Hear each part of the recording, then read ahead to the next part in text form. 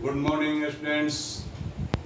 आज हम लोगों का 11वां क्लास है। कारक उपपद विभक्ति के अंतर्गत आज हम लोग सप्तमी विभक्ति पढ़ेंगे।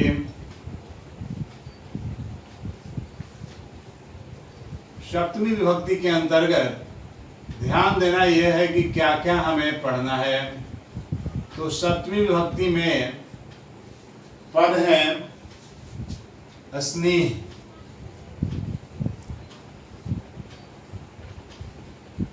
स्नेह एक धातु है। अगला है निपुण, दूसरा है, तीसरा है विश्वास।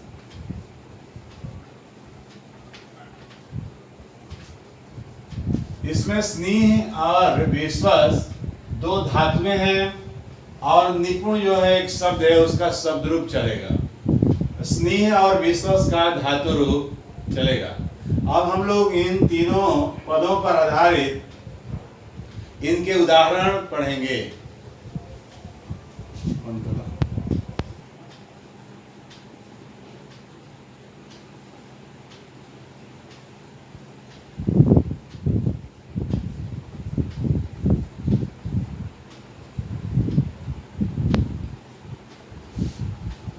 तो हम लोग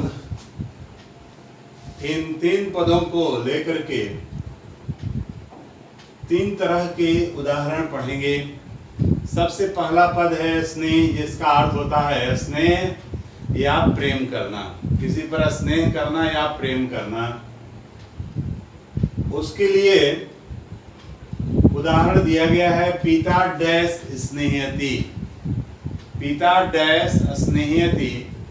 यदि पिता पुत्र पर स्नेह करता है, पुत्र शब्द अगर खाली स्थान में भरना हो तो पुत्र शब्द के सप्तमी में होगा पुत्रे।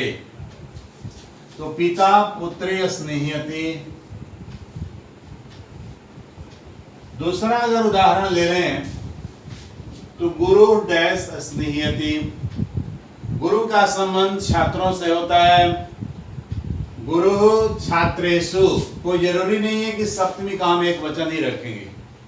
हम बहुवचन, द्विवचन, एक वचन, कोई भी वचन रख सकते हैं। विभक्ति सिर्फ जानना है कि इन धातुओं और इन पदों के योग में हमें सप्तमी विभक्ति का प्रयोग करना है। अभी यहाँ हमने एक वचन का प्रयोग किया, यहाँ पर हम बहुवचन का प्रयोग करेंगे, लेकिन सप्तमी विभक्ति ही करेंगे।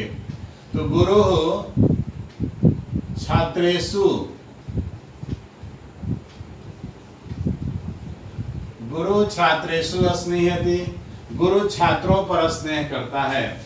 तो इस तरह से हम जिस पर भी स्नेह करते हैं, प्रेम करते हैं, प्रेम दिखाते हैं, स्नेह करते हैं, तो उस पद में सप्तमी विभक्ति का प्रयोग होता है। ठीक उसी प्रकार नीचे एक पद दिया गया है निपुण, जिसका अर्थ होता है कुशल, चतुर, दक्ष। किसी भी कार्य में जो अच्छा करता है, जो अच्छा होता है, उसको कुशल, निपुण, दक्ष, चतुर कहते हैं। तो उसके लिए हमने उदाहरण दिया है। उदाहरण पढ़ करके देख करके आप समझ जाएंगे। जैसे गायकः गायने निपुणः। गायक जो है वो गायन कला जो होती है, गाने की कला जो होती है, तो गायन शब्द है और गायन शब्द के सप्तमी एक वचन में हमने लिख दिया गायने।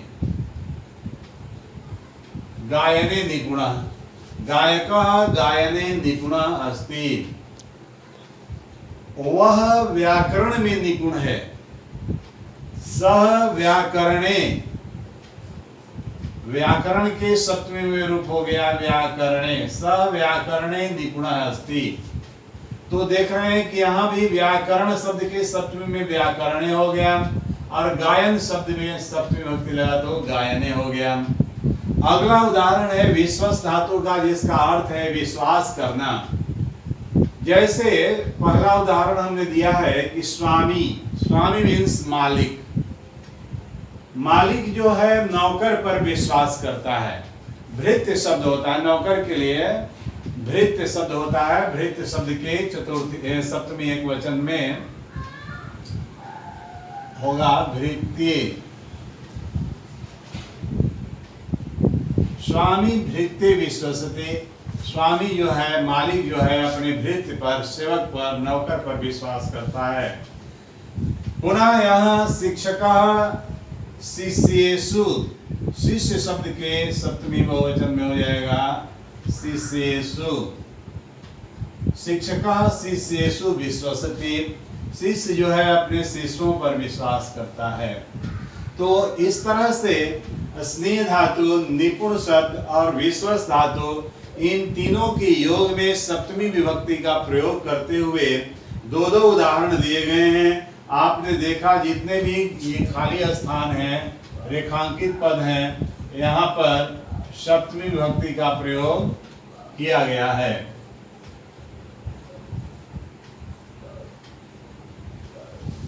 तो इस तरह से आप इस सप्तमी विभक्ति के अंतर्गत ये 3 पद के द्वारा आपने उदाहरण जान लिया, समझ लिया, और इस पर आधारित इन द्वितीय से लेकर सप्तमी विभक्तियों पर आधारित आपको हम कुछ होमवर्क देंगे।